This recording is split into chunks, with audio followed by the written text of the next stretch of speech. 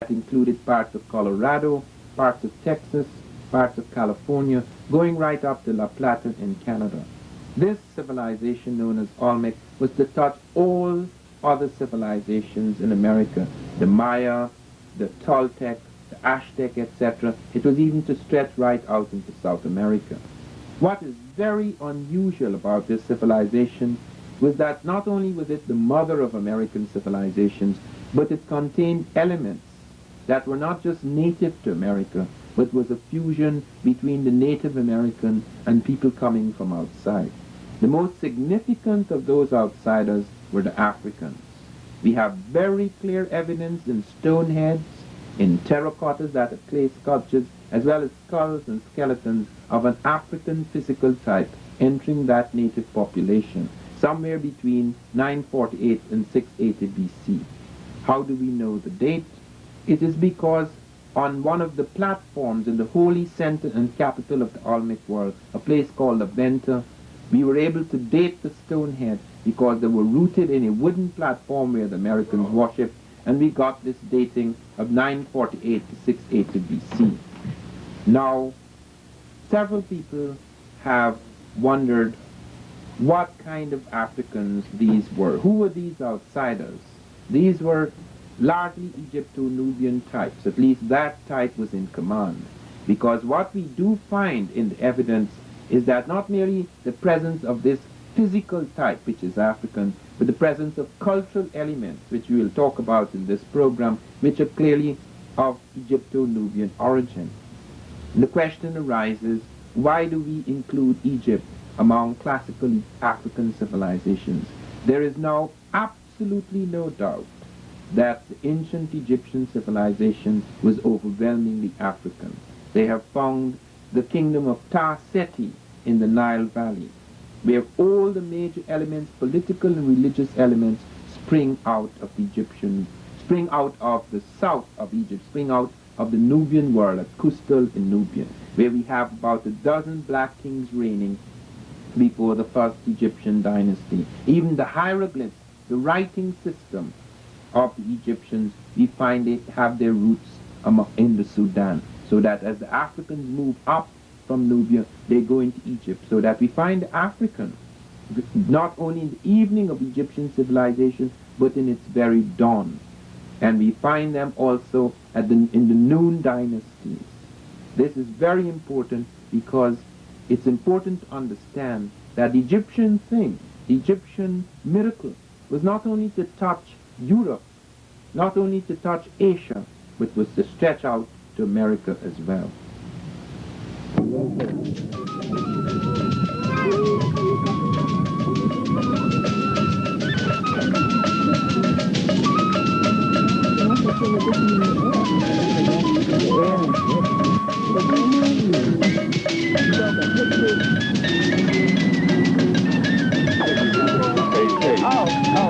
That's from the different point for this picture.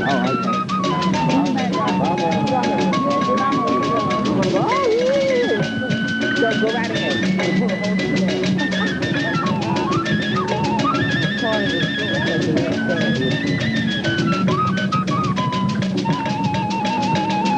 These other pictures, like in Mexico, this is the best example of the satellite reflections in the ceremonial center.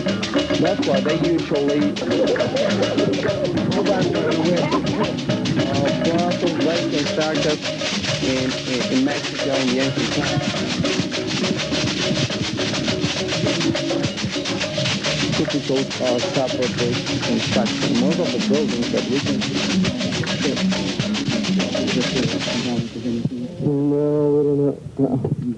Look at these two ones over here. At the beginning of this museum, I was made the information about from the picture, from where they got at the face. Then when we was passing in the other house, you saw those pictures when they found the faces. This is one of the face more beautiful. You can see the lips, the nose, the eyes. This is completely negroid face, and the weight of this face is 25 tons. We're wondering how they carry in that time, from where they carry these rocks, because it's solid. This head they bring from 134 kilometers far from here. Yes. So it hasn't been moved since? No. Was that stone quarried where they found it? Or how far did they have to bring the quarried stone? They say from 100 kilometers far. Yeah. They call basalt.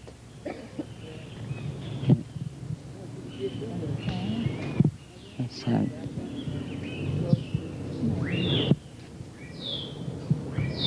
Is it one solid piece? It is one solid piece. From 25 tons. What is the relationship between this head and the African presence in the New World?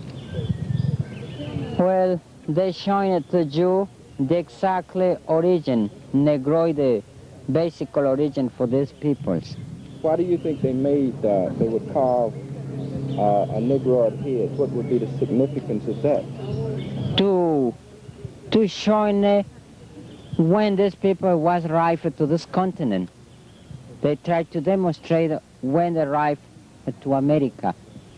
And that was before Christ. About 1200 years BC was the time when they made these faces. Were these heads looked at as gods, as priests? Priest. They were priests. Priest. So then the African present here was one of priesthood or what? Priest. It was one of priesthood. Yes. Are there any other heads this size for the other races of peoples? No, this is the most principal.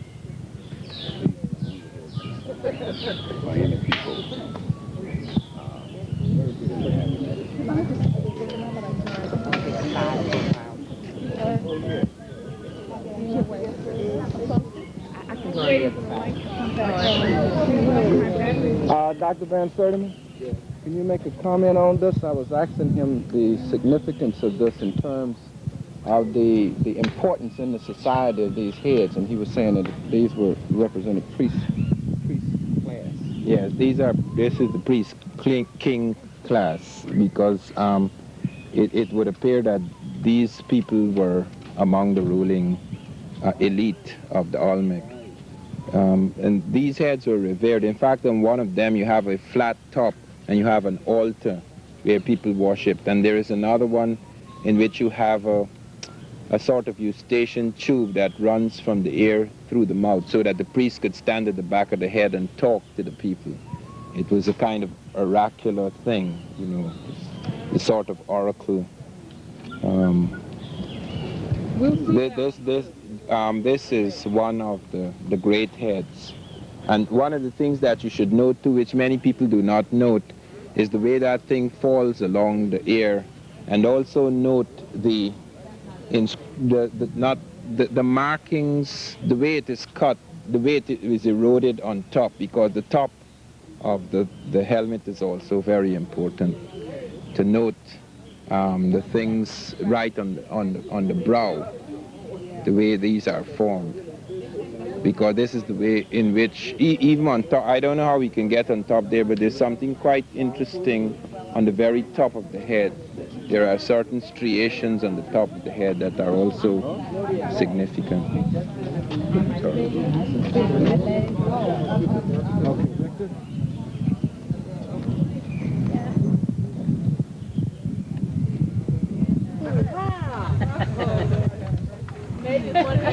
Pay close attention to everything that is said tonight, and that you should prepare yourself to ask questions about the many troubling problems that beset prehistoric America. It is not really prehistoric, it is merely pre-Spanish, but anything that is pre-European is considered to be prehistoric. It is the really critical missing pages of history, both for America and for Africa.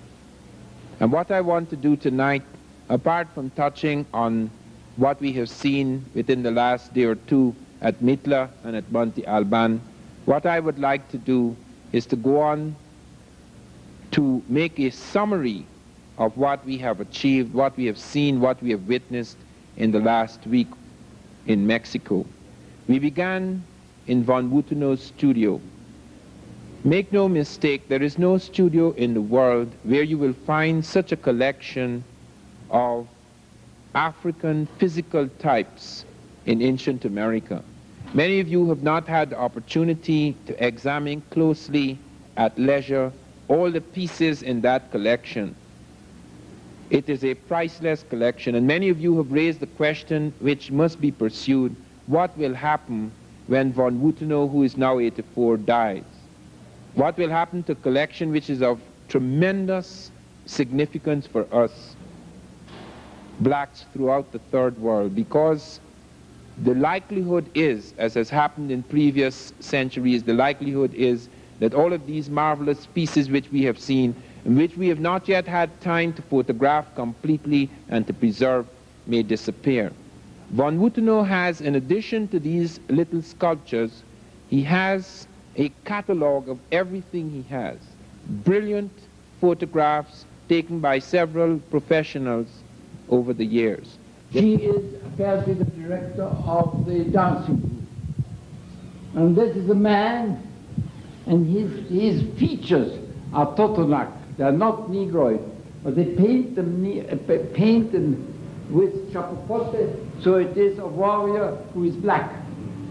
That is also an atavismo, because they knew that the Olmecs were black. You're saying that the Olmec people themselves were black? No, well, this one certainly was black. You see, you can't see. And here is the proof for it. It's one of the best proofs I have. This is a figure made that is between the Olmecan period and the Totonacan period, transition period. And this is an Olmec sculpture, and to be black, they covered it with tar.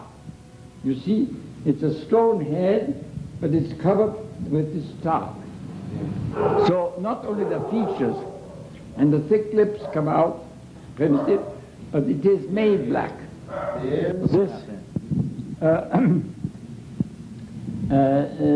This piece was put on the cover of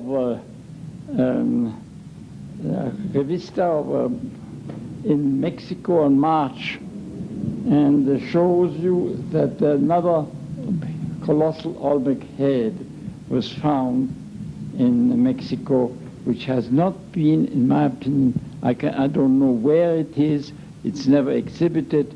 I wonder if they really have excavated it. Of course, you see these, there is the item that the people in Tabasco, is one of the provinces here, I mean one of the states, the state, just as Louisiana is a state. And the people in Tabasco don't want it to disappear from their place to Mexico City. And there are frictions between the Instituto de Antropología and the state, you see. And that's why I don't know if they've done in the state something about it. In any case, it has not been shown up here in Mexico City. But it is 100% Negroid features, and I wish we could get it out and get some. To the choice of archaeological sites to link all that we have seen together as a single piece. This is one of the most difficult things to do in Mexico.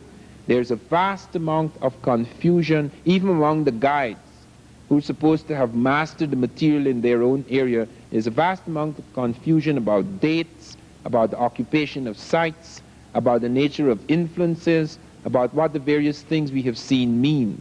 Some of these things cannot yet be explained. Some of these things people can only guess at. But what we are certain of, what we are absolutely certain of, is that the Olmec civilization, which is the mother of all American civilizations, is not a single-stranded civilization. It does not belong to one race. It does not belong to what we conceive of as the Native American who came across the Bering Straits. There are obvious were other influences, and among those influences was the African, specifically the Egypto-Nubian of the Mediterranean.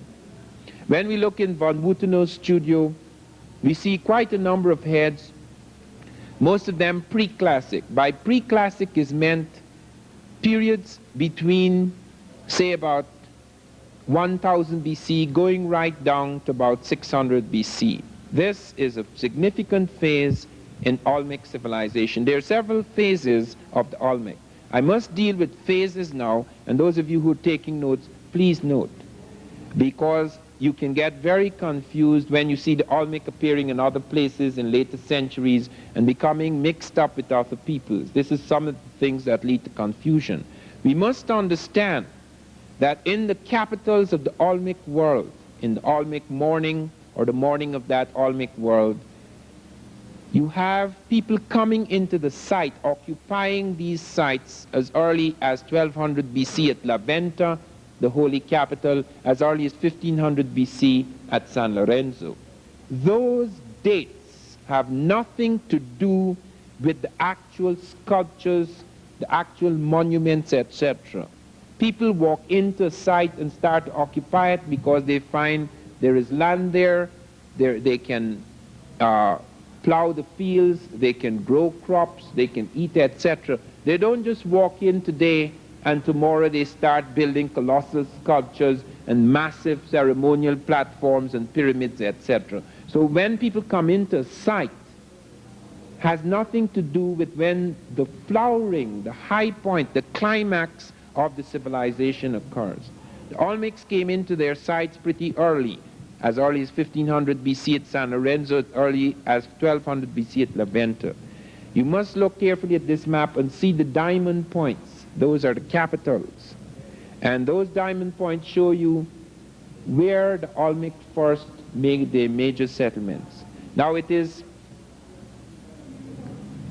as early as 1858 that Mexicans became aware of these sites.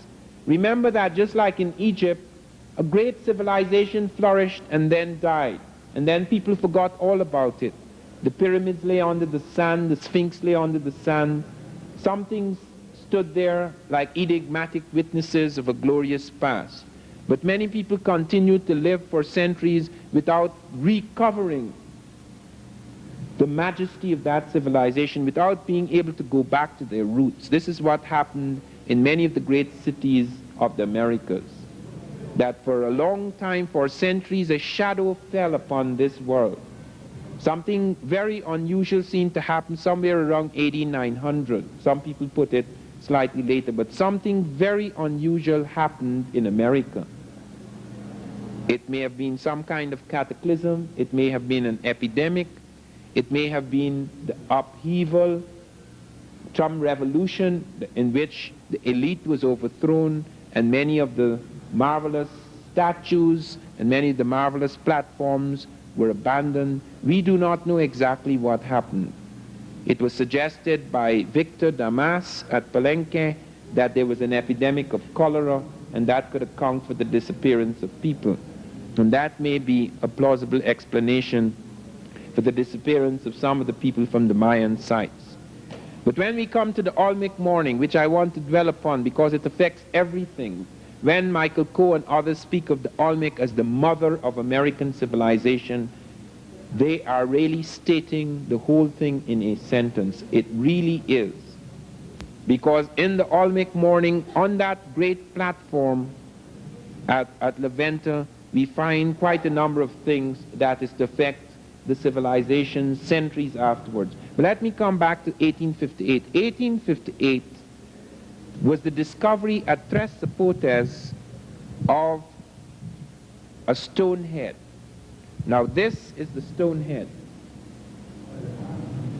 This is the first head to be discovered. Now look closely at this head.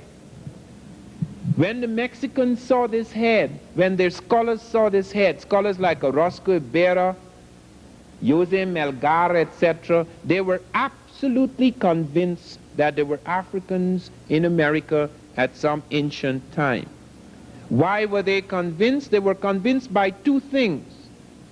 By the African physiognomy the dome of the forehead, the cut of the nose, the jaw, the mouth, etc., but also by something which has never been mentioned in the archaeology for some odd reason. And that is, at the back of the stone head, there was hair, detailed Ethiopian type hair. No Native American has hair like that. And if that was presented in the archaeology, all this nonsense about babies and jaguars, I have never seen a jaguar with hair like that. And I've never seen a baby with a face like that. People had to find explanations for things they found embarrassing. It is similar to the discovery of the great civilization of Ta-Seti, the kingdom rather of Ta-Seti in the Nile Valley, which precedes the Egyptian. The man who found the Ta-Seti, Keith Seal, never said a word about it. He died without saying anything. And it was left to Bruce Williams, who many of us will hear in Atlanta in September. It was left to Bruce Williams, his student, to take it out to the back rooms of the University of Chicago Oriental Institute and present it to the world.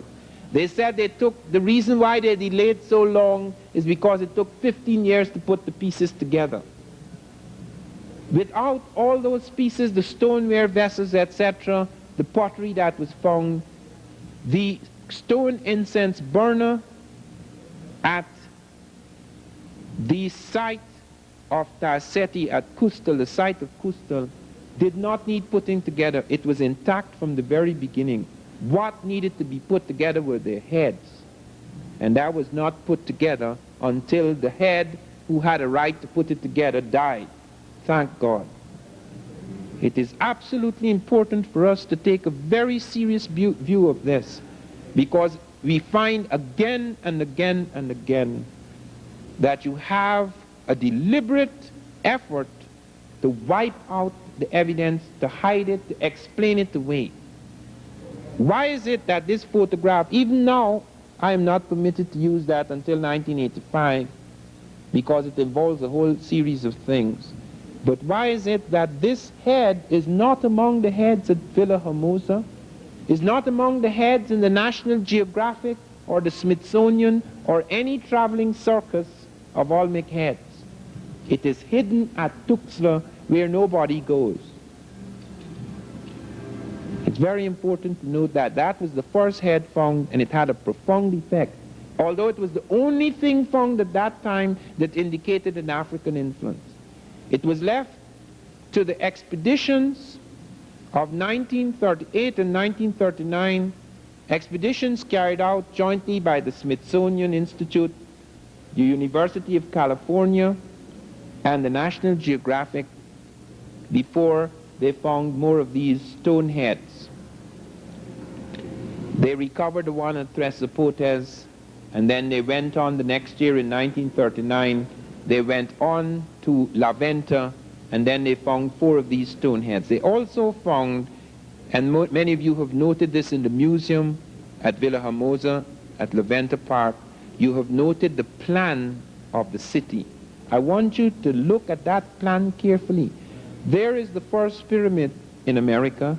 There is the first step pyramid. There are the arms of the village, and on those arms stand the great stone heads facing the Atlantic Ocean. This is in the Gulf of Mexico. This is at the point which on the edge of the Gulf of Mexico where you find the terminus of the Atlantic currents from Africa, because the currents from Africa take you to northeastern South America, into the Caribbean, into the Gulf of Mexico, swinging towards Florida. And then if you are lucky, if you learn as the Africans were later to learn, perhaps not at this period, you can find a circular current that takes you back towards Europe and Africa.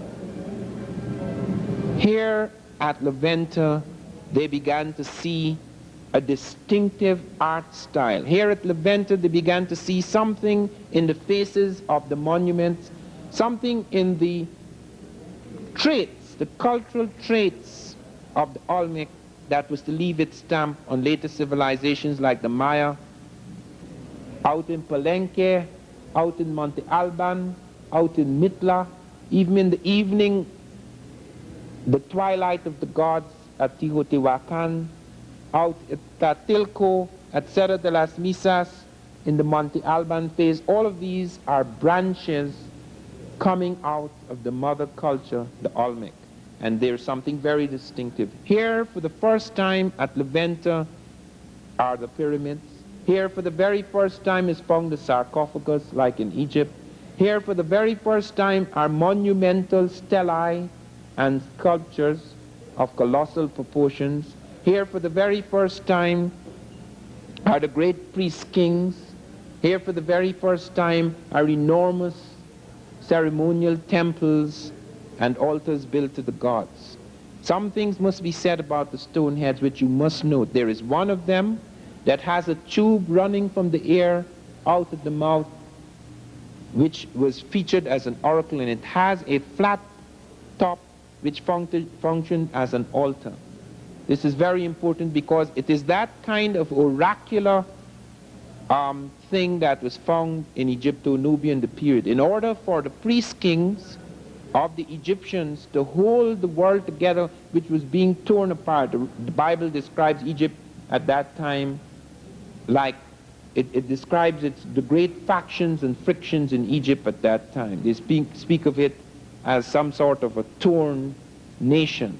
And in order to pull it together, they had to find once again the power of religion. Religion is responsible for the extraordinary vitality that built the temples and the pyramids and the great tombs of both Egypt and America. Note that.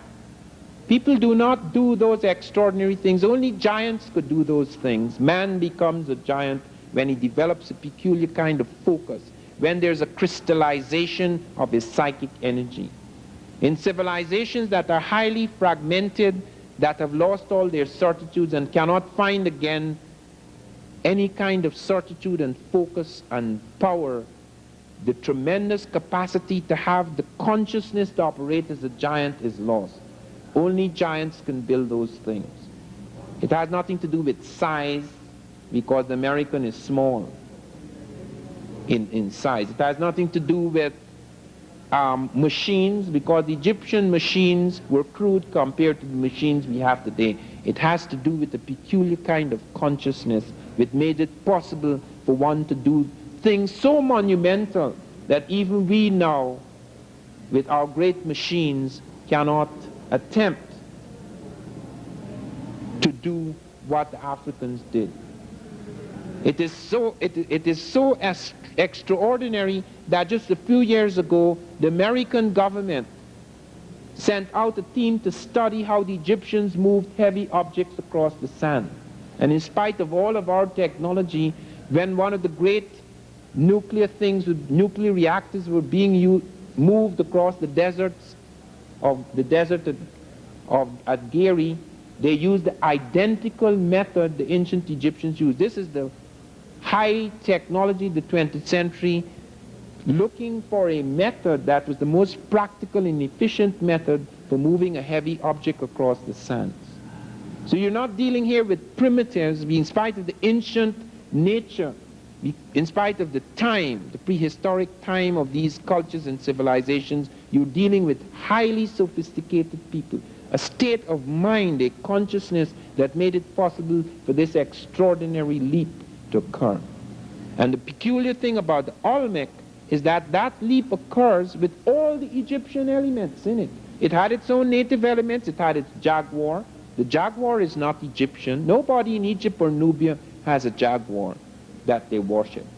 There's a little cat cult in Nubia which I noted, but it's not equivalent at all to the great jaguar which prowled the swamps of the Olmec. Why then suddenly they start with things which are duplicated nowhere else in the world in such a complex, in such a combination, in such an arbitrary combination? The stelae with the hieroglyphs, the monumental sculpture, the sarcophagus, the pyramids, the step and the true pyramid, and all of these elements, even including, as I have shown, the bird and the serpent on the crown of the Egyptians and the Olmec, and all of the monarchic traits, a whole series of monarchic traits that distinguish royalty in the Olmec world and in the Egyptian world. Clearly, we have evidence of some kind of body of people who came into the Olmec world at that time. And there is a reason for this, because people have asked, okay, fine, all right, people can cross the Atlantic, fine, you have proven they have boats, fine, but why did they come here? The Egyptians have no business in the Atlantic, which is true. The Egyptians have no business in the Atlantic. The Atlantic is very, very far from Egypt. And Egyptian ships have no right in the Atlantic circa 800 BC. The reason why they are in the Atlantic at all, in the North Atlantic, is because of an unusual situation that is occurring in the Mediterranean at that point in time. It is very important, therefore, not only to study what was happening in Mesoamerica, but to study what was happening at that point in time in Egypt and Nubia. What you have is a war going on between Africa and Asia. The Asiatics are attacking everyone in the Mediterranean. They have smashed the Hittites. They have taken iron smelting process from the Hittites. They have smashed the Phoenicians. They've made vassals of the Phoenicians who have always been servants of the Egyptians and the Nubians. 50% of the Egypto-Nubian navies are Phoenician. These are people who Sheikh Anta claims were once black, who, like the Arabs who were once totally black in Saudi Arabia, became mixed with Asiatics, and you get this what you call the Semitic type. So that you have a mixed type Phoenician, which it gets black again as it enters North Africa and begins to intermingle once again with black people, until by the time of Hannibal, the Phoenician or Punic type is African. This type is restless up and down the Mediterranean. It has its cities at Tyre and Sidon, its great ports, but it's restlessly moving up and down the Mediterranean. And because the Asiatics block the seaports to the Indian Ocean, block the seaports to the Pacific, and we do have evidence of the Egyptians in the Pacific. We have Egyptian script found in Hawaii. These guys are ranging far out. Nothing stops the Egyptian. Wherever you go, you find him. I have found him in Spain. They have Egyptian villages in Spain, where Barry Fell has shown the cartouches of the Libyan kings around 1000 BC are found at Almunecar, Spain. And that runs right through the Spanish mention in their early chronicles that Taharqa, the Nubian general who is later to become the king of Nubia and Egypt, enters Spain with a garrison, so that the Africans are already in Europe. They're invading. They come in with a garrison into Spain, and then they retreat back because they have their own problems at home. So that we have evidence of movements in the direction west of the Mediterranean towards Africa, towards that part of Africa. And more fleets were driven, both military as well as commercial fleets were driven west of the Mediterranean, because tin was needed for the bronze armies, because this was the late Bronze Age. Copper was needed in Cyprus, tin was needed. They went right up into the British Isles and the North Atlantic searching for tin. And around 600 BC we have the Phoenicians going from Ezion, Geber, and going right down and coming right across Africa, right round Africa, right back into the Mediterranean. The Europeans did not go into the Atlantic because the Europeans were terrified of the Atlantic. The Europeans spoke of the Straits of Gibraltar as if there were monsters in the sea. They did not attempt any movement in that area. But the Phoenicians did, and they were very much tied up, as I say, with African navies.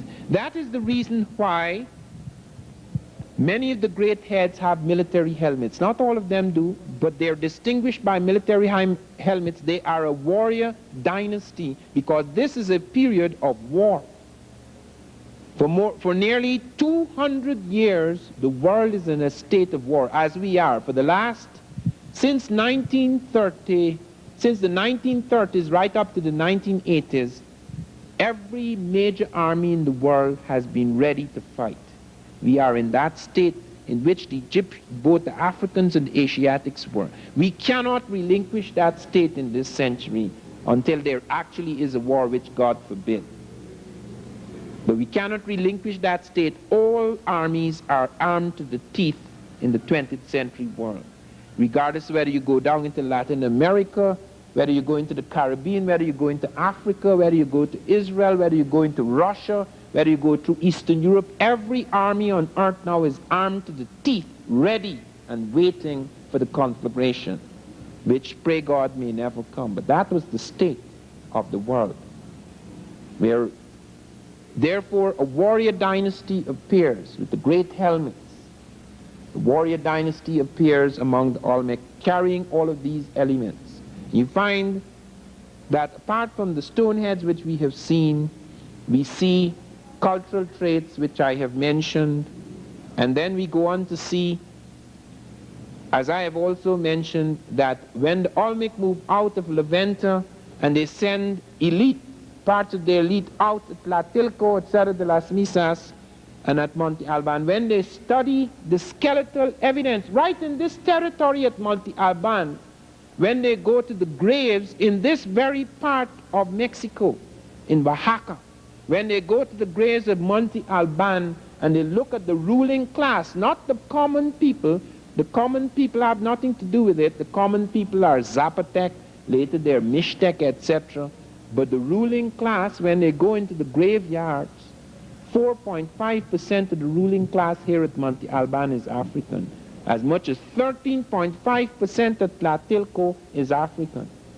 They're not in the common graves, and you can tell because side by side with the native, you're finding a different nose bridge, which remains in skeletal evidence. There's a ridge, there is a nasal index, there is a brow ridge, there are structures of the jaw, there are lengths of the arm. The African arm is different from the Asiatic arm. The lengths, the proportions of the body are different. You find not only skulls, but extended skeletons for study at Tlatilco. And Wierzyński, making allowance for all the blending and mixing of things, still comes out with the conservative estimate of 13.5. We even have graves where you have an African male lying beside a Native American female, indicating that you're having mixings and meltings into different kind of population in some places. And when the Olmecs stretched out, when we went to Teotihuacan, that is the evening, that is quite late. Teotihuacan is around the birth of Christ. This is long after the morning of the Olmec. But there again you see the Olmec. You see the jaguar at Teotihuacan. And you see the jaguar undergoing a strange transition where the plume serpent is becoming the powerful thing in Mexico, which it was in Egypt. In America, the United States, the stars and stripes is our great emblem. In Egypt, it was the plume serpent. In Mexico, it is the plume serpent. Even today, the plume serpent is the stars and stripes of Mexico as it was the stars and stripes of ancient Egypt. Can all this be coincidence? Here at Teotihuacan, here they're building this enormous pyramid, and here all the major principles of the Egyptian pyramid are in evidence. The base is identical. Some people had said it was 1 meter off, but now they find that the meter mistake is what they calculate for error in the reconstruction of the site. Because all those sites, that pyramid was buried under the ground. They did not see it. Many of these things that we're seeing today were not visible in Mexico 30 years ago or 40 years ago. People only started digging those things up out under the earth. This was all standing here looking at the Mexican. They had to find those things again. They found some levels and then they had to dig deeper and deeper and deeper. The story is still largely untold. Victor Damas has pointed out at Palenque, which was called Palquin, that they have 400 temples in the jungles. They haven't started digging yet. They don't have the money. And as you know, with archaeologists, they have their political reasons for digging. Look at Levanta. That's the most important site. Nobody can go to Levanta unless he is an archaeologist sent out by the government. The oil fields are there. They don't allow anybody to come into Levanta. That's on the big shroud. They're doing a lot of excavation. They're finding things. Not a word about what they're finding. We go to Palenque. Palenque is only partly dug up. You see the great tomb and temple. They say it's the only burial found in a pyramid. That is not true. It is the only complete man found in a tomb at the bottom of a pyramid in America. But there mentioned many pyramids in the Americas in which you have urns, one or two sarcophagi, skeletons, all sorts of things found in the hollow of the pyramids. So that it is evidence that they were not only used as temples but as tombs. People have said that there is a distinction to be drawn between the American pyramids and the Egyptian pyramids. That American pyramids are stepped, whereas the Egyptian pyramids are conical. That American pyramids are used only as temples, whereas the Egyptian pyramids are used as tombs. This is not true. The Egyptians began building the step pyramid, which you find at Levanta. When the great black genius Imhotep began building pyramids, he did not build a conical pyramid, he built a step pyramid. There are many step pyramids, not very many, but they're still surviving out of the 60 pyramids that survive, the 60 major pyramids in a complex in Egypt or Nubia.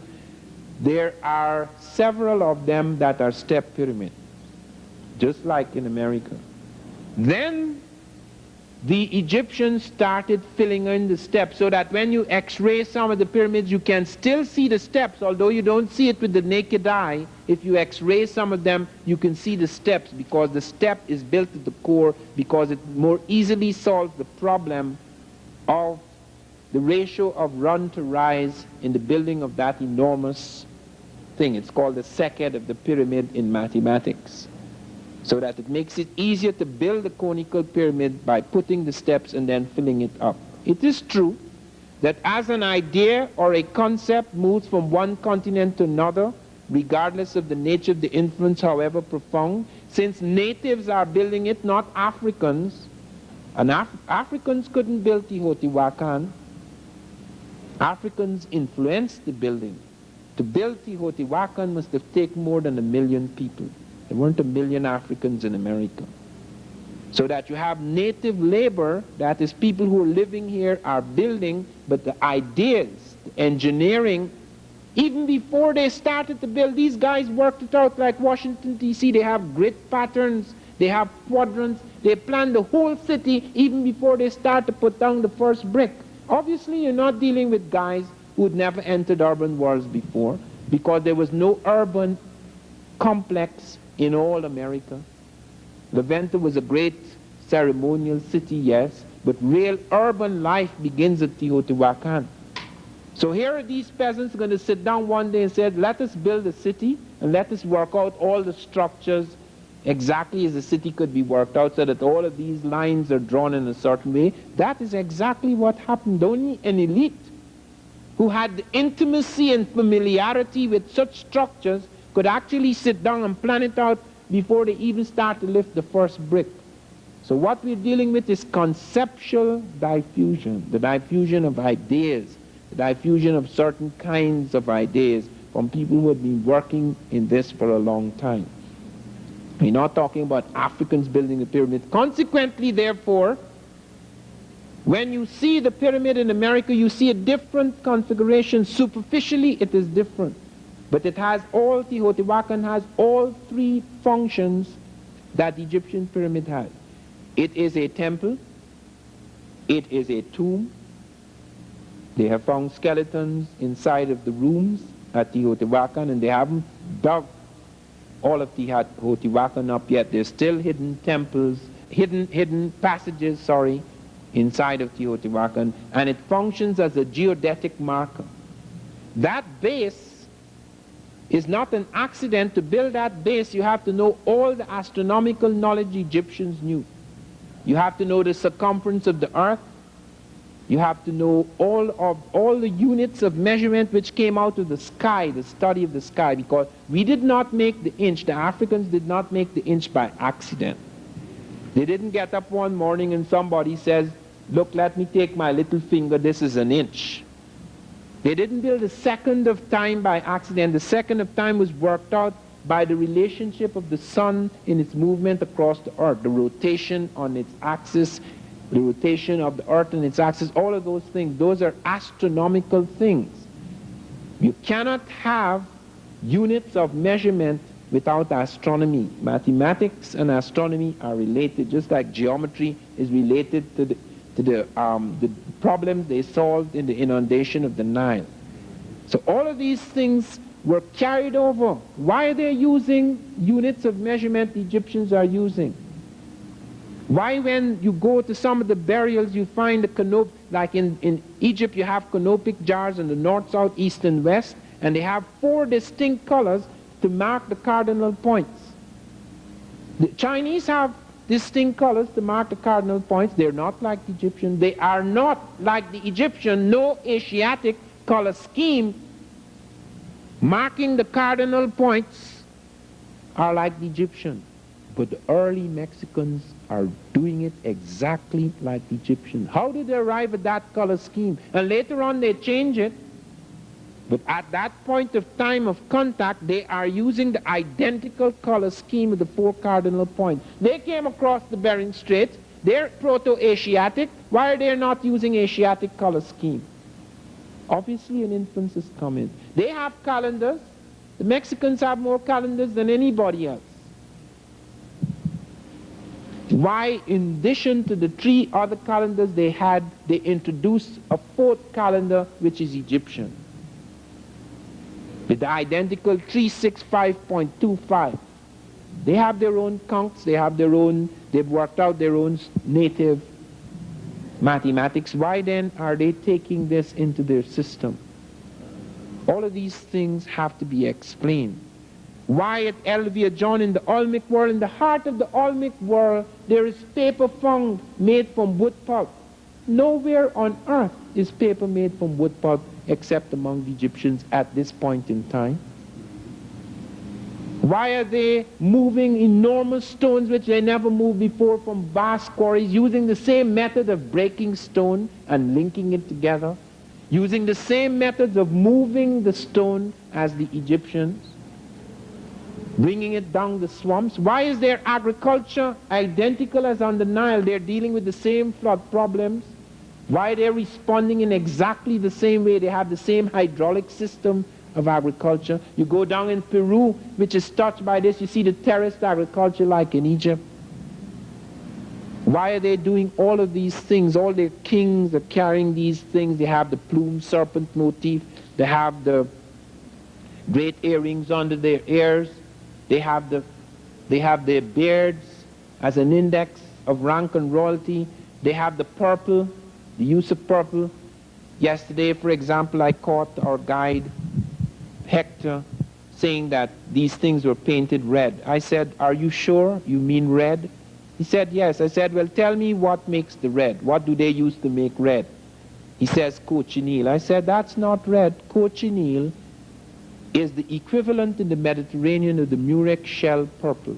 Cochineal makes purple. All the temples in America, wherever they paint purple.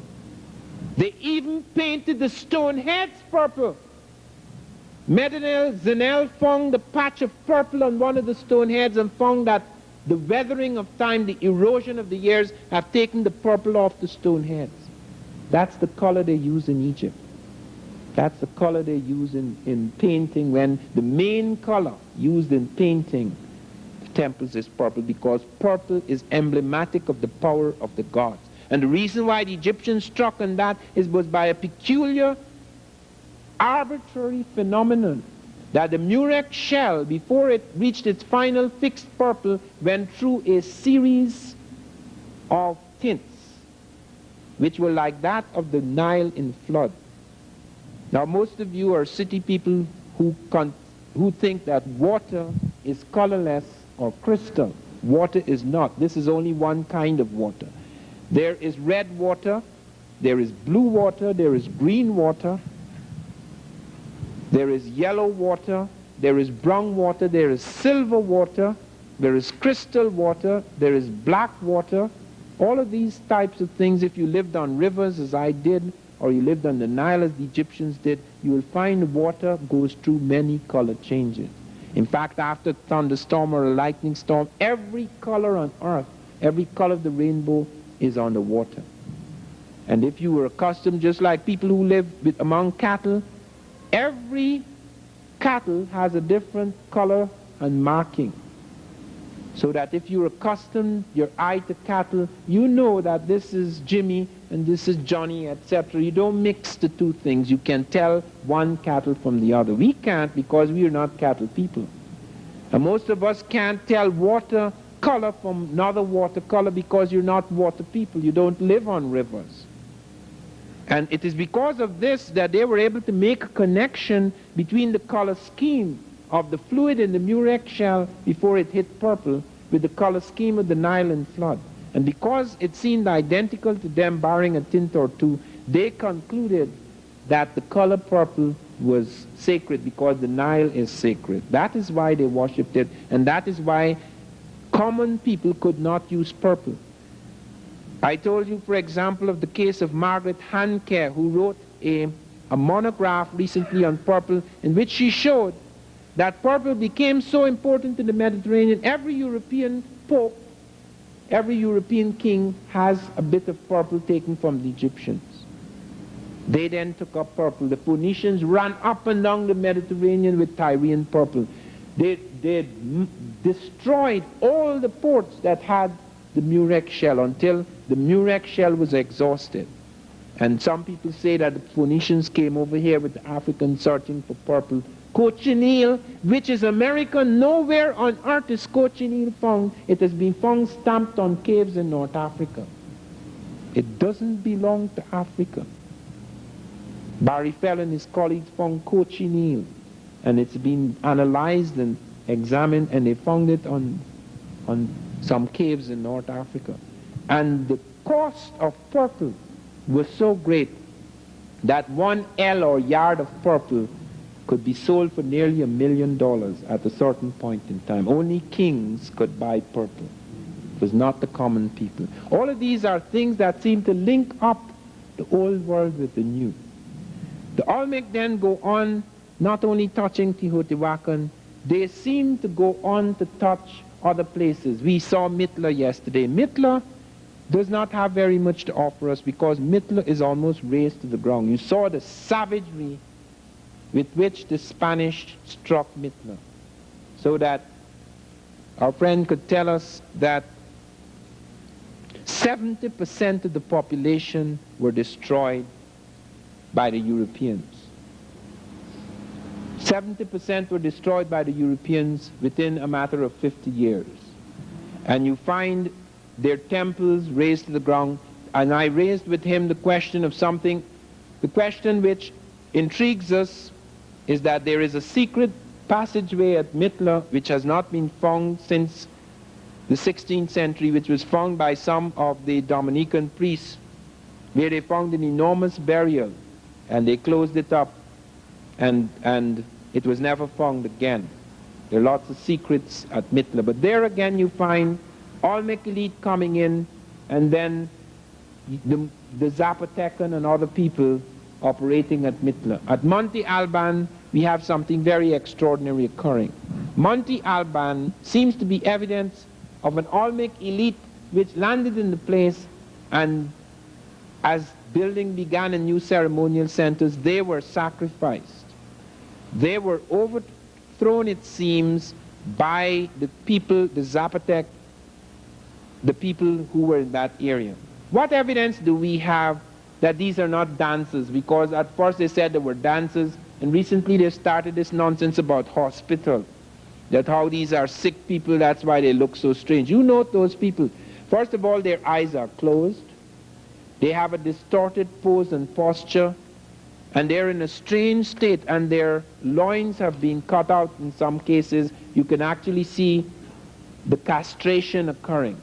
Now, I do not know of any sickness that causes people's testicles to fall out, because that is what they're presenting as a new theory now. This is a hospital at Monte Alban. That is why you have these figures. Do you know, we only saw a few of them, 140 of those types have been found at Monte Alban. And they indicate this extraordinary sacrifice that was made of ruling types. And for the first time, note, they said that at La Venta, we were not dealing with real people, we were dealing with babies and jaguars. Now they say at Monte Alban, these people have Olmecoid features. How can they have Olmecoid features when they're not? There's no such thing as Olmecoid features, because they say that the reason why these people have these peculiar kinds of faces at La Venta and those places is not because they're real people looking like that, but because they're representing the baby type or they're representing the jaguar type. Now they say they have Olmecoid features. What are Olmecoid features? The Afro-Asiatic, the strange face that begins in the Olmec world that touches Monte Alban. There is the refold. Now that is not a happy note on which to end. Obviously, all great civilizations reach a certain point when they're either invaded from outside, they're struck by some tremendous cataclysm, or they become arrogant like the Aztec in later days, or the Europeans as they are becoming now, or have been for quite a while, but they're becoming more and more arrogant to a point where they may bring about, they may generate within their system a revolt that makes it impossible for them to operate with the kind of certitude with which they operate now. Most of you are filled with a sense of hopelessness when you think of the European giant, the tremendous shadow that he's thrown over the world. But let me tell you that changes have already begun to occur in the 20th century. When I was a boy, one of the things that was told to me repeatedly, and which I believed, is that the sun would never set on the British Empire. There was absolutely no way when I was growing up that anyone could be mad enough to imagine that Africa or the Caribbean would become independent. Now, I'm not saying they're independent, it's a paper independence, but it is a step in that direction. There is a measure of independence and movement away from the metropolitan power. It seemed utterly impossible for such a thing to occur in the world. The imperialist powers of France and England and Germany were so powerful that we did not for a moment believe that anything could happen. But there lay at the heart of the system certain contradictions that eventually exploded, so that the European himself, without the help of the African, began to destroy himself. After the war in Europe, it was impossible for European powers to maintain their hold in Africa and the Caribbean. Riots broke out everywhere. And the more riots that broke out in Africa, the more riots broke out elsewhere. I remember the only time I heard of anything about Africans that made me feel proud and that made me feel that I could identify with them was during the Mau Mau Rebellion, when the radio, which we listened to as if it were the Bible, the BBC, said that the British Army was closing in on an African who was the right-hand man to Kenyatta. I can't remember his name now, but he, Dedan Kimathi ran 40 miles on his toes to escape the pincer movement of the whole British Army in Kenya and jumped away from them. That was the first time in my life that I heard of an African different from what I had heard of in Tarzan. That is the first time I began to think that perhaps we were dealing with something else other than what I had been told. It was just a flicker. It was to come later, for example, when books started suddenly to arrive from Russia in English about the revolutions in Africa, and they tried to seize these books, but they couldn't find them. We passed them on fast. So the tide and the movement began and could not be stopped, because suddenly, with almost a religious fervor, note, religious fervor, peoples all over the world began to become conscious of themselves as having the power to change things. That was all. They did not have guns, they did not have bombs. Everything was against them, but they had a new moral force.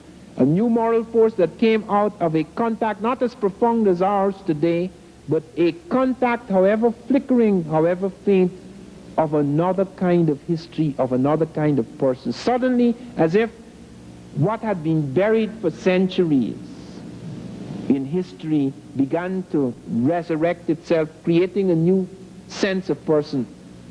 I was talking today with someone, and this is something that has been raised constantly by students as one travels around the country. Why is it important to talk about what blacks did in America 3,000 years ago, or in Africa 3,000, 2,000, 1,000 years ago? What does it matter? The black man is reduced throughout the world. So to talk about what he did or didn't do in ancient times is irrelevant. That is not true. That is not true, because of the fact that this consciousness is where change begins. Consciousness is the beginning of a new man, beginning of force. It is like putting a plug into ancient source of electricity. Something actually happens. One begins invaded with a new energy. I always remember that there are circuits of energy in the human. Energy has nothing to do with how much food you eat or what is your native constitution. Gandhi had more energy than anybody who was weightlifting. Gandhi could walk into England with his loincloth and sit in the snow without feeling cold. That is energy. It's a different kind of energy. Energy, Gandhi acquired a peculiar kind of energy because he was plugging into something that was different from what the Indian had plugged into for a long time under the British. A different conception of freedom and power and dignity. When Gandhi sat at that table and the British said, "Of course, you don't expect we are going to leave this place, do you?"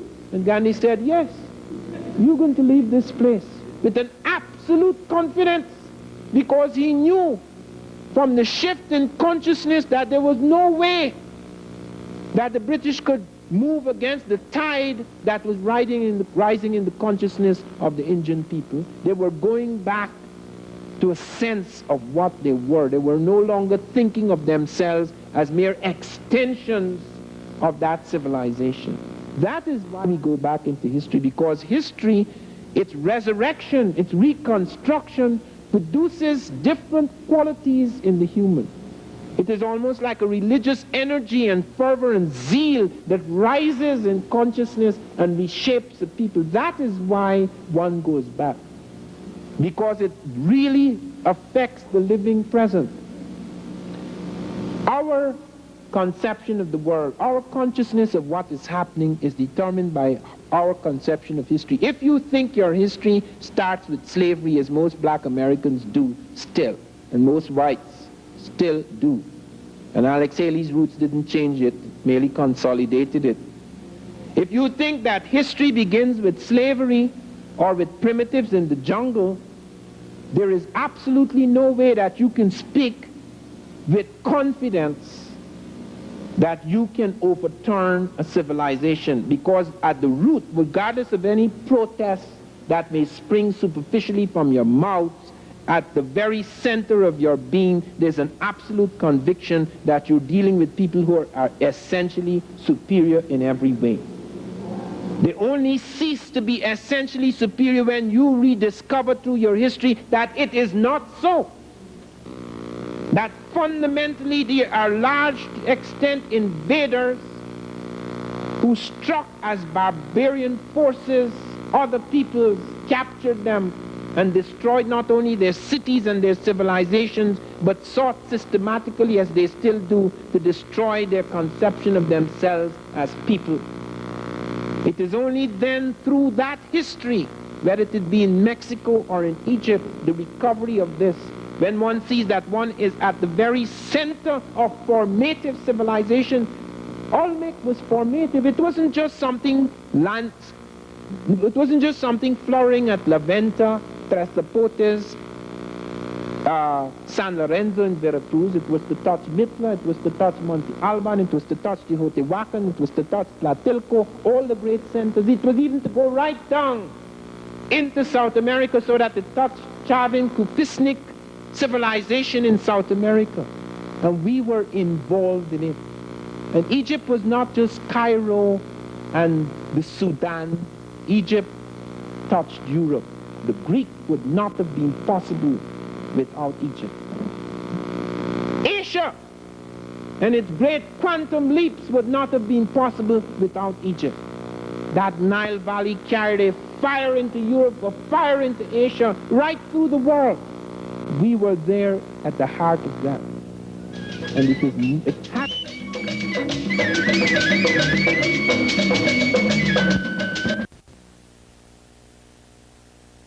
It is. I'm glad to be back here again, Jim. It's been quite a while. Yes, it's been a while, too long. Before we actually get to you, though, we need to really lay a proper groundwork for the content of this program. It needs to be known just who the three critics of Professor Van Sertimer are. Bernard de Montellano of Michigan, Warren Barbour, the University of Buffalo, and Gabriel Haslip Vieira, acting director of Puerto Rican Studies at Hunter College. The last two of whom, Warren Barbour and Gabriel Haslip Vieira, were invited to appear, as I said in the introduction of this program, to appear on the program to face Professor Van Sertimer, and they declined. I got Professor Haslip Vieira on the telephone earlier this week and really pressured him and tried to get him to appear, but he said he really couldn't. And so I asked him if he would fax me then a sort of an overview or a summary of his critiques of Professor Van Sertimer. He said that he would. But the next day I got a fax letter, and I think in all fairness, because of the sensitivity of this issue, you should hear the letter verbatim. Dear Mr. Noble, after our conversation yesterday, I came to the conclusion that you were right about the best way to handle a program that deals with Ivan Van Sertimer and his work. A face-to-face discussion between Van Sertimer and one of his critics is the best way, parentheses, the only way, to deal with his many claims, all of them unsupported by the environmental, historical, and archaeological evidence. Van Sertimer makes assertions about pyramids, ocean currents, terracotta figurines, the distribution of plants, the introduction of African words, and the introduction of religious and political concepts, among other claims. He also plays games with linguistics and with racial stereotypes, for example, hair braids, and, parentheses of course, the colossal stone heads with their presumed Negroid features. All of these claims need to be responded to individually, point by point. There is no other way. Unfortunately, I cannot be present on your show. I also believe that a fact summary of our critique would be woefully inadequate to deal with the seriousness and complexity of this subject. I guess Van Sertimer will simply get a free ride, but that's okay because our critique is now in print and available to our main constituents, students, teachers, and public schools, as well as faculty institutions of higher learning. Again, I want to thank you for the invitation, and please accept my profound regrets. Sincerely, and best wishes, Gabriel Haslip Vieira, Ph.D., Acting Director of Puerto Rican Studies at Hunter College. Having said that, once again, I welcome you to the program. Good to be here. And you heard some of the things that he mentioned, Professor Dr. Haslip Vieira has mentioned in his letter of declining to appear. And let's get your overall response to what he has said here in this letter and what you are aware of he and his two other colleagues have said in your critique of your work. This is a cowardly way out and an easy way out for them because they submitted to me a 55-page document. They allowed me 800 words to reply. I insisted that that is nonsense. Eventually agreed with the editor, Richard Fox, that I would be allowed 15 pages against their 55. When I did my 15 pages, which even the editor points out was a detailed response, I asked, could I publish this after I publish it with you? He said, yes, of course, once we publish it first. Fortunately, I was advised by my lawyer not to trust him just as well, because when I asked him to put it in writing that I could republish my response, he said, no, you cannot do that unless you publish the 55-page attack on you. In other words, to publish my 15 pages, I had to publish the 55. These three individuals collaborated on an article that was circulated to hundreds of subscribers of a periodical called Current Anthropology. Yes.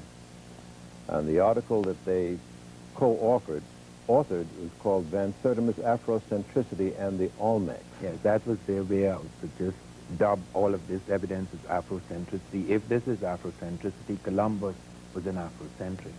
Because as I pointed out in July 1989, I was invited to speak before a congressional committee because they found I was interfering with Christopher Columbus' quincentenary celebration. As I pointed out to that committee, I'm not the first person to suggest there were Africans in America before Columbus. Christopher Columbus is the first person to say this. He actually says in the journal of his second voyage that when he was in Haiti, Native Americans came to them and told them that black-skinned people had come from the south and southeast trading in gold-tipped spears. Columbus may or may not have believed, but he actually sent these spears back to Spain to be assayed. They were meticulously examined in Spain. They were found to be identical with spears then being forged in African Guinea. Of 32 parts, 18 were of gold, 6 of silver, and 8 of copper. Not only were they identical metallurgically, the words that the Americans were found to be using for these spears, which they claimed to come from black people, the Africans were using these same words. Ghana, for example, was the name of their one of their great medieval places, and Ghana was one of the words they used for gold as well. That was one of the words for spear. Listen closely to the parallels. Ghana, Kane, Kani, Ganin, Ganin. And in the Caribbean, where there was a report that these people had landed before Columbus, they have Guana, Kana, Gani, Ganin, Ganini. They actually use the word Ganini to refer to the black gold merchants. Now, at our request, you have brought some 22 slides. And in our next segment, we want to begin to look at those slides that you have offered to us to support your contention. You have been arguing about the African presence, at least in this hemisphere, for a long time. Oh, yeah. This is not a new argument. I have spent 27 years of my life on this. These guys have spent about 27 days pulling together their little stuff, attacking me, and I could hit everything they say down. All right. We'll see if you can live up to that. But we need to take a break, Professor Van Sertima. We'll be back with this struggle after this. Since you came out with your writings about the African presence, at least that part which deals with this hemisphere, was it always under attack, or are these attacks and critiques recent? There was an attack at first. Glenn Daniel was invited from Britain to attack me. They wouldn't allow any American professors to comment. Eventually, however, the first man to go out in the field, Matthew Sterling was to be the first, but this Dr. Clarence Wines went out to the field and found these stone heads. And he was the first to write a letter to the New York Times about me, saying that he's, after 40 years in archaeology, he's absolutely convinced of the soundness of my conclusion. All right. Now, what are we going to be looking at now? What are we going to be looking at? In this segment, we're going to look at 6 of the 22 that you've sent us. Yes, this is the journey that was made from the medieval empire of Mali, 1310 and 1311. And I want very quickly to go over 12 categories of evidence to show that this was not a fiction, that the evidence exists there. Not only... What is this map based on? This map shows you the empire of Mali in the 14th century, and there's evidence in 12 categories showing that people from Mali made 2 journeys to America. One was in 1310. One captain came back. He said he found the Valent River in the middle of the sea, which would be off Brazil. How were these, was this map done? And who did it? Now, this is a map of Mali drawn in current times, but it relates to earlier maps, early Arab maps of Mali, showing what Mali looked like. It was as large, say, the Arabs, as all the states of Western Europe put together. It wasn't an Arab empire, but the Arabs visited it. All right, very quickly, because we have a lot of ground to cover. What are the 12 points that you need to mention? Okay, I give you a dozen Europeans who actually saw or heard of these blacks when they came. I want to name them.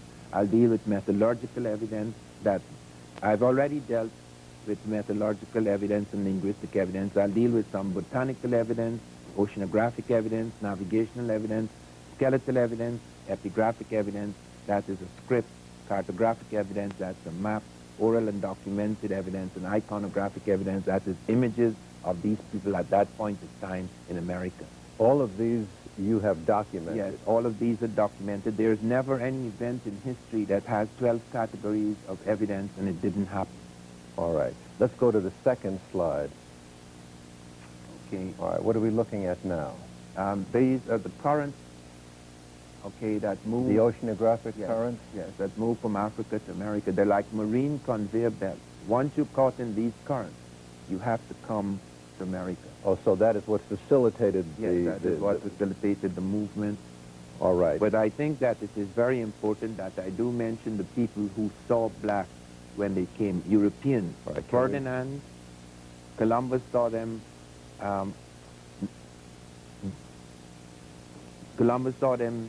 he heard of them in Haiti, but he saw them north of Honduras. He reports that to his son Ferdinand.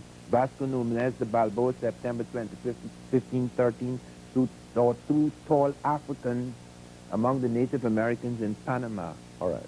And Peter Martyr comments on them, Lopez de Gamara, Rodrigo de Colmenares, and black, east of the Gulf of San Miguel.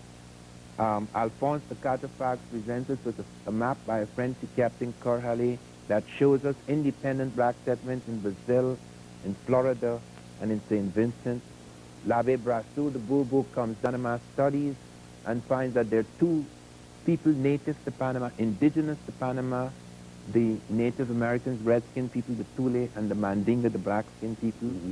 All of these people mention black. All right. Let me intrude because we do have a paucity of time that we're faced with.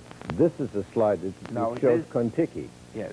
No, this is Heyerdahl got found that Africans could build boats even before Christ. Okay, even before Christ. This is he the made Ra a replica. One. This is not Kontiki. This is Ra 1. Oh, Ra. Yes. Sorry. Okay, and it was built by the Baduma people on Lake Chad, and it crossed the Atlantic successfully. Okay. And we know that story. It's pretty well known. There are also other journeys, but we come now to the evidence like this, which shows you on the right side is a Mexican. The very black one is the Mexican is found at Teotihuacan. And on the left? And on the left is an African woman. To show you the similarity of features. Similarities, the head kerchief, the earrings, as well as the face. The same analogy is being drawn here? So here now, no. The one with the turban and the scarification, that's an African too, with a vivid scarification.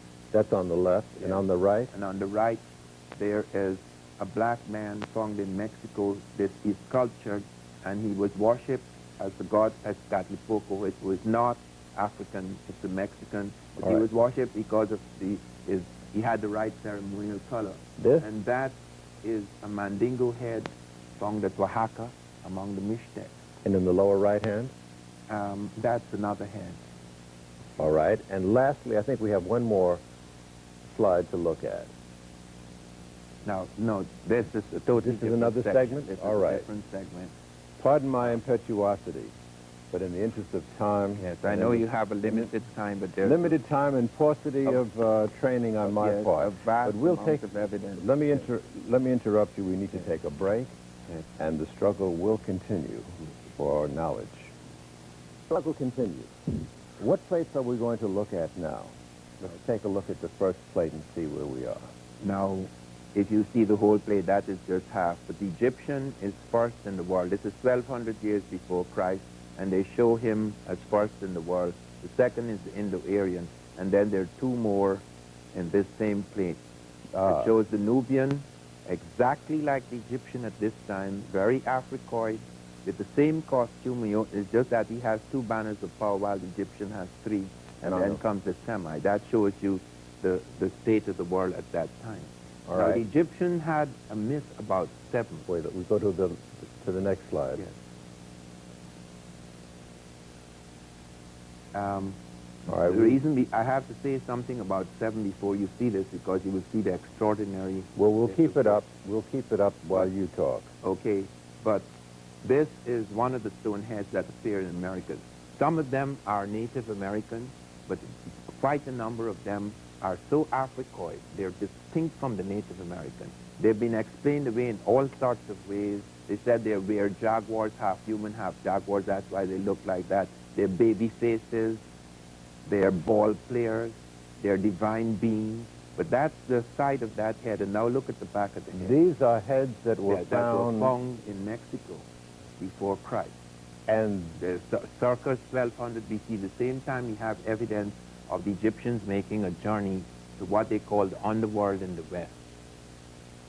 And there's a contention now that here is the seven braided. Now this is very important because that's their hallmark, seven.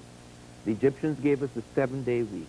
They also believed seven was important in the ages of man, 7 pure reason, 7 14 proved belief, 21 maturation, 7 deadly sins, 7 of cardinal virtues, 7 orifices in the human body, 7 layers of skin, 7 primary colors. We're looking and at here we braided have hair on 7 braids. Okay. And my critics are saying that Africans never braided their hair. Europeans did. Africans never braided their hair until they were colonized. Okay. Now here shows you an on African... the left is a photograph of an African. Yes. From and where? On the right, from where? From Kenya. And on the right is the one of the stone head. Now, you mean to tell me that your critics are contending that this stone head on the right is not a rendering of somebody who came from Africa? Yeah. No, they say it's a spitting image of the natives.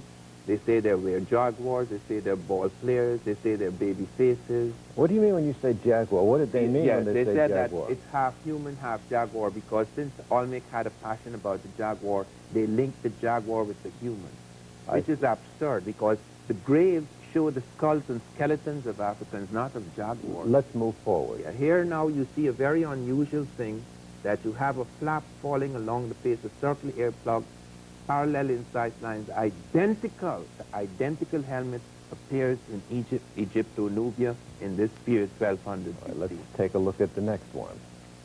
Okay, that's what they say represents all the stone heads. They say that's Native American, and all the stone heads look like that. All right. Next. Now, that's the weird jaguar. They say all the stone heads look like that, the weird jaguar. Just want to show you how ridiculous this is. But it's very important at this point that you should become aware of the fact that 2 craniologists have actually been in the graves near where these skeletons are and found clear evidence of African type. Clear evidence of African type. There's no question about it. They have actually examined all of this, and they've shown the skeletal evidence to be clearly that here are Native Americans. The majority of people in the grave are Native Americans, and there is a type that is distinct from the native, with all the elements that you associate with African. If you found it anywhere else in the world, you would say, these are Africans. So none of these explanations about babies and weird jaguars, there are no babies or weird jaguars or divine beings in the grave. There are Africoid types. 13.5%, that Latilco, Serra de las Misas, and Monte Alban are found in the grave, 13.5%, and then they start intermarrying with the women, and it drops to 4.5%. over a number of decades. So your thesis is that the Africans took advantage of these currents in the Atlantic Ocean and used boats such as what we saw, the raw recreation, and came to this hemisphere long before Columbus. Yes. But the Mandingo journeys are quite distinct from that of the time in the Ramesses III, because we have a clear evidence that they sent out 7 ships. It's in the tomb of the Ramesses that they sent out 7 ships, and the Americans report 7 ships arriving. The Popol Vuh, the Bible of the Kichimai, reports 7 ships arriving in harbor, and these strangers arriving. Do you have any evidence of what kind of impact the African arrival had on this hemisphere? Well, we have, as I say, evidence about the 7 ships, Champolio, Lefebvre, Rosselini, Sahagun, a whole range of people coming since on this. And the impact... Was it hostile or peaceful? No, it was not hostile. It was peaceful. There are later incidents between Africans and Native Americans. We have one case in which the Native Americans actually make a chief out of an African. I have a picture of that, them sitting together, not only in harmony, but an African chief being made a chief by the Native Americans. But in this period, we have no evidence of any hostility, but we have evidence of an influence. Wherever there is a contact, there is an influence. And we have evidence of 12, I have defined 12 rituals which are identical as in Egypt. They're extremely complex. They have clear antecedents in Egypt, and they suddenly begin to appear during this contact period. Is there any evidence of any colonial activities on the part of the Africans? Was there to colonize parts of... no evidence of that. You have an evidence of these people coming. You have an evidence of a specific contact. We don't have any evidence of colonization. They were not colonized, and I never claimed that they created the Olmec civilization, as my critics say. I said they influenced it. Because once you have a contact, certain influences would come in. That is true of all civilizations. Once there is a contact, certain things come in. You don't have to dominate the society in order to influence it. That is absurd. All right. But the reality is that we have to take another break. We'll be back. 4 plates to look at in this segment. Yes, I'm just presenting here 4 out of 14. This is the double crown with the bird and serpent, unique to the Egyptian and the Egypto-Nubian world. Here it appears among the Olmecs. They're wearing 2 crowns, and they have the bird and the serpent. The reason why you have the bird and the serpent in Egypt, the bird represents the upper world, the serpent the lower world. I've seen that and in they Egypt. assume they control both. This is another, the bird bath from Egypt. Here you find him in Mexico. He's flying out of a hole in the sarcophagus, the tomb, flying out with his human head. That's the identical ritual. Next. And here are 2 gods from Egypt on the left, 2 gods pouring cross streams over a 3rd god, that ceremony. And the same thing in Mexico, where you see 2 gods, 2 Mexican gods pouring cross streams over a black god. Right. And lastly, so this is the god Sokar, standing in Egypt. He stands in the back of a snake which has a head at the head and the head at the tail, and he's holding up his wings. The identical thing appears in Mexico. Now I've only, because of the brevity of the program, I'm only showing 4 out of 14. Science demands 8 as proof of contact. I've shown 14. All right. Let me ask you a couple of things. Did the culture in this hemisphere practice the same entombing process that we are familiar with in Egypt? Was that something that they adopted here? Do we have evidence of mummies and sarcophagus? We have evidence of mummies, but it is quite possible in Mexico at least that some of them, they had their own process of mummification. In Peru, however, we have identical, not just identical substances, but identical formula. That when we come to touch in South America towards the end, I will deal with that. Now, what about pyramid building? Pyramid building, Bart Jordan, a child prodigy to whom Einstein granted special audience, has done a tremendous work on correspondences between certain Egyptian pyramids and certain American pyramids. That does not mean Egyptians taught the Americans to build pyramids, nor that they built the pyramids. I never said that. I said there are certain influences, there are certain aspects, and there are certain pyramids where he shows in my new book, Early America Revisited, he has contributed essays on the pyramid, which shows extremely complex relationships and correspondences which could not happen twice. Were they on the same sophisticated level as the pyramids that we are familiar with in Egypt, with the passageways? Well, they were not yet. There, some of them do. They're not as large, as elaborate as the Egyptian pyramids, but So we do have some which have aspects that are quite extraordinary in terms of their correspondence with what you find in Egypt. So I guess the question is, in lay terms, how does one, looking at this history, delineate between what was brought from Africa that we see the remains of in this hemisphere and what was evolved by the indigenous people? Okay, you can on easily their own? tell that through antecedents. The question of looking at antecedents. If you find something here for thousands of years or centuries, and then you look over here and you cannot find evidence of it before you may find pyramid building, of course, but you'd come upon a certain type of pyramid built in a certain way. Okay, that's the situation. How about writings on walls? Are there any evidences of writings on the walls of Rafik Jarazboy has cited this at Potrero Nueva. I have not seen it, of hieroglyphs.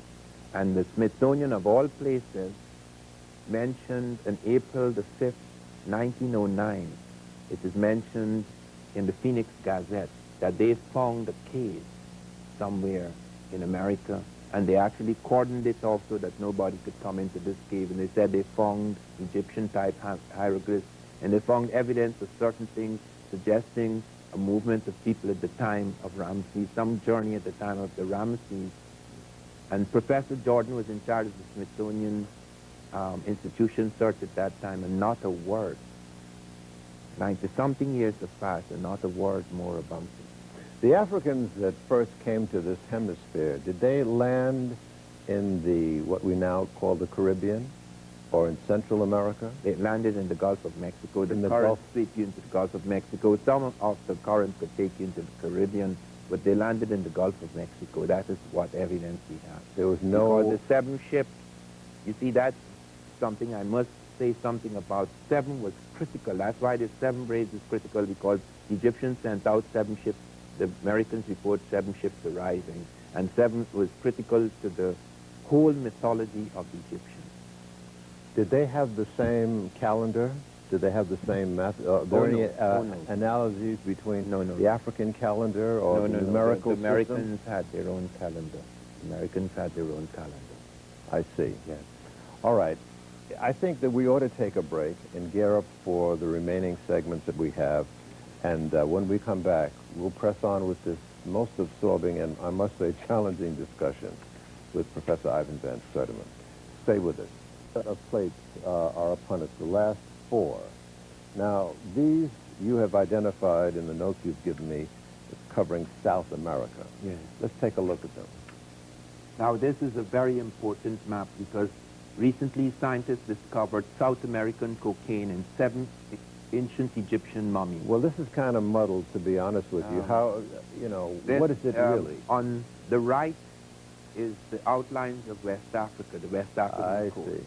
And on the left is the outline of the South American coast. And what are those sunburst lines in the middle there? Well, these are some kind of measurement system, but what it indicates, what it has been established, that this map has accurate latitudinal and longitudinal coordinates between the African Atlantic coast and the South American Atlantic coast. Nobody could have drawn this map at the time of Columbus. They did not know, not until between 1492 and 1744, until the chronometer was invented, nobody could have drawn this map. So when do you contend this was drawn? No, we don't contend. We know for a fact this was pre-Christian Egypt. They have found this in a pre-Christian context. It was found by a Turkish admiral in Egypt, Piraeus, and it has been established this is a pre-Christian map. And this is, but you're saying that Columbus didn't have the wherewithal to do a map of this caliber. No, at the time of Columbus, you could not possibly draw such a map. Let me just point to 4 little things quickly in this map that could not have been done at the time. The Andes is shown in this map. It was not discovered until 1527 by Pizarro.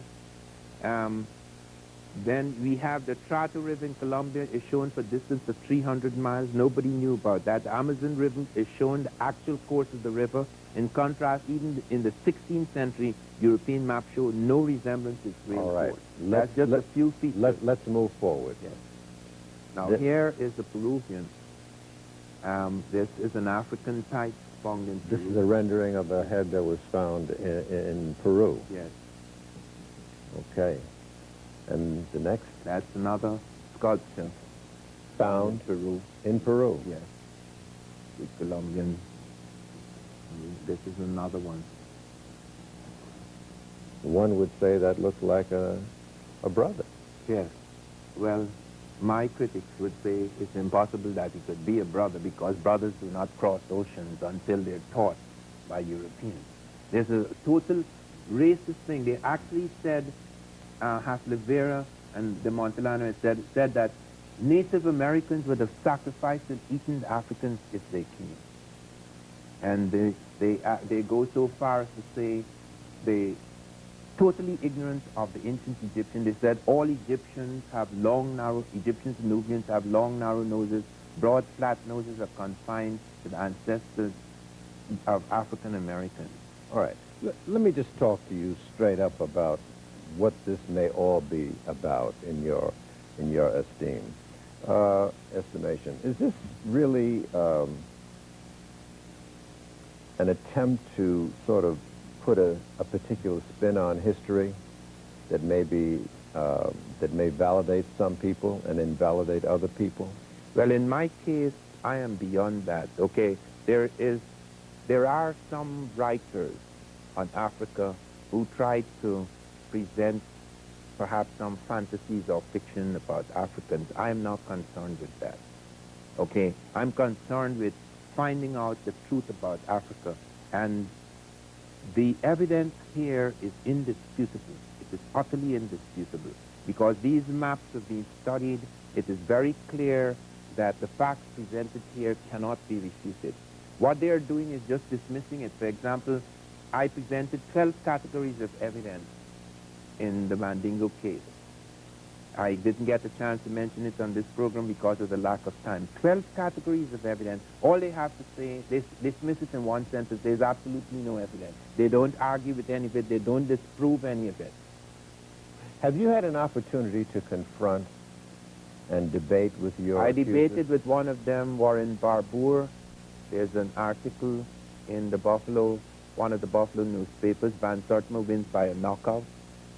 And with regard to de Montellano, who is another one of my critics, he'd been circulating secretly things against me in the Michigan schools. Some of my books were withdrawn from the schools until eventually some honest teacher passed it on to me, and then I got a chance to reply, mumbling to de Montellano. Is the friction that you've been getting confined to these three individuals? No. Haslevera, I don't know at all. They are concerned. They are concerned to present. This is not just in current anthropology. Quite a number of magazines have been issued recently with attacks on me by these three gentlemen. They've joined, and it's a trio of critics who have joined together.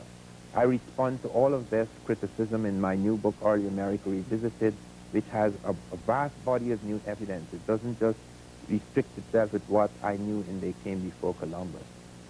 Have they done an analogous amount of writing on their own, any of these three critics? They are totally unknown. This is their chance to... They have no books that they've written? None of them, as far as I know, have written any books. This is their chance. They come together, and their total concern and attack has been on me.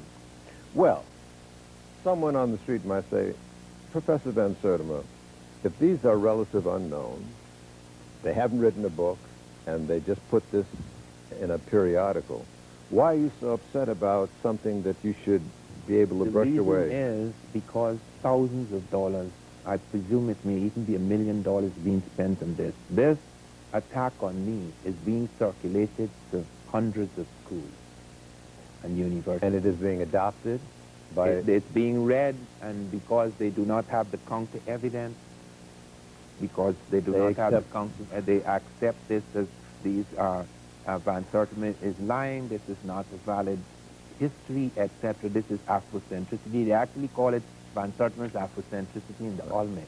Last break. Last segment coming right up. Stay with us, please. What would be the best way to have an honest, useful discourse and discussion about these differing opinions? What would be the best arena? In a lecture process, in the written word? What would be the best scene where this discussion could really benefit everybody who saw and heard it? Well, you see, I've had a debate with one of these people, Warren Barbour. You told me that. Okay, but there is no, they limited me, for example, to 45 minutes. You've mentioned that. Yes. But what would be your ideal? Because maybe we can, you know, play a role in bringing the three of them to face you. I wouldn't like to face all three of them together. I would like to have my colleagues with me. Okay? No three against one, because that's exactly what they do with current anthropology. They limit me to a certain amount of time, and they hog the time, they hog the pages, etc. So it would be that three does not give me, therefore, yes, Who would the other two be? Okay, one of them would be Dr. Finch. Okay. Dr. Finch is in Atlanta. And who would the other be? Yes, I will name the other, because I have a number of names in mind. I would rather name that at a later date. Should this be done on television? Yes. Or should this be done in some sort of an academic whatever arena? Public forum there could be. Because I remember when I had to face Barbour, I was limited to 45 minutes. I understand. Okay, and that, you see, that is that is very unfair, because it meant that he could lay a whole attack on me, presenting no hard evidence on his part. They don't have to present evidence, they just have to attack. Well, when I'm limited to a certain amount of time to respond, which is not fair. It means, therefore, I merely appear to be responding rather than presenting the evidence, because there's a massive amount of evidence which I could not even begin to mention here because of the limited time. Is this unusual, or doesn't this happen frequently between historians who have differing perspectives of history? No, I think I have seen some fair debates where people have had an opportunity to present all the facts. I have seen that in various debates. But there's a limited amount of time, and you would have a situation in which you cannot present evidence. Take, for example, I could say in closing, they found 2 African skeletons in the West Indies, in a grave before Columbus, dated 1250 AD. The Smithsonian itself said that they're morphologically African. They said there was a filing of incisive teeth which was restricted to certain Atlantic Africans in the pre-Columbian period. But then they went to carbon date them, they found they could not. So they had to date them stratigraphically, that is the layer in which they were found. They found a Native American ornament around the forearm of one of the skeletons. And they found other kinds of evidence showing that these are pre-Columbian Africans. Let's open up a chapter for our young viewers who perhaps have not heard this discussion at all, except for perhaps the mention of Christopher Columbus. What would you recommend to a youngster in their reading to really begin to get into this whole discussion and to understand what the implications are of whether one version is told or another? Okay, the most important reading would be my new book, Early America Revisited, because I have done that in the light of a vast amount of new evidence, and I have made it in such a way that any student can understand. Are there writings that offer a different perspective that you would recommend that a student read to balance off against yours, or are you just saying just read mine and that's the truth? No, I think if something is a fact and it is supported by 12 categories of evidence, you don't come and say, read so-and-so, okay, who shows that these skeletons were not found when the skeletons are found. They have to fight their own battle. Are there other readings that you would recommend that support and show other dimensions of your thesis? It's important to read Dr. Finch's new book, Star of Deep Beginnings, because like my book, Blacks and Science, it shows you the levels Africans reached in various places, whereas they dismiss just as primitives in the jungle. That's why it becomes so difficult to believe that they could cross oceans like other people, so difficult to believe that they could influence any other civilization. One is not trying to establish some superiority of the African. One is trying to establish that there are many fictions, and we have thousands of books filled with these fictions, and we cannot change that where you have me have to fight 3 professors, and yet when you fight them and you show all the kinds of lies they have made, then you have a situation in which you have to give them equal time. And then when you give them equal time, they refuse to appear. Well, in a fair presentation of an issue, it is always helpful to at least suggest what the critic is. Oh, yes. Before we hear the response to the criticism. For a young person concerned about that, why should a young person go outside of their normal curriculum and pursue this? You're suggesting that this is very important. Yes. And this is something that is important for the soul as well as the mind. In what way? Well, it is important because lots of people behave as inferiors because they've come to believe they are inferior. The history does more than anything else. False history was more than anything else to create that. I was at London University, and at the end of the first year, I went to study Africa. That was a big mistake. At the end of the first year, I tried to commit suicide. What? Yes, I drank poison, the doctors. I was unconscious because everything that I was taught made it quite clear to me that all Africans were primitive. Most of them lived in the jungle. They never had any inventions, any science, etc. This was pounded into me day and day. And yet, coming out of that coma, I decided I will never be the same person again. I have to look, I have to find for myself, create for myself another world. I have to find out what really happened in Africa. That was the beginning of a new life for me. For example, in spite of the fact that my professors were all doctors of law and language, they had worked for several years on the Swahili dictionary. I ended up compiling the dictionary. They would not go to the sources, the primary sources. I actually entered the court in Tanzania, went and studied the documents, quoted from the documents. They sat in their little palaces writing about Swahili law. I actually went and got the primary documents. So that is very important. So in excavating this dimension of history has really helped you find self. Yes, indeed. And your own definition of who you are, and also understanding what the world is all about. And it didn't come from any Afrocentric vision. Man is man is man. I don't believe in inferior or superior people.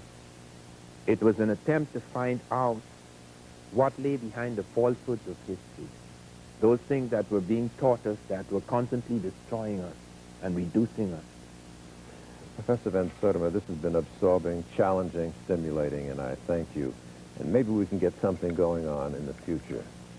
Maybe I can find a way to corral and control the use of these slides. But I hope you'll agree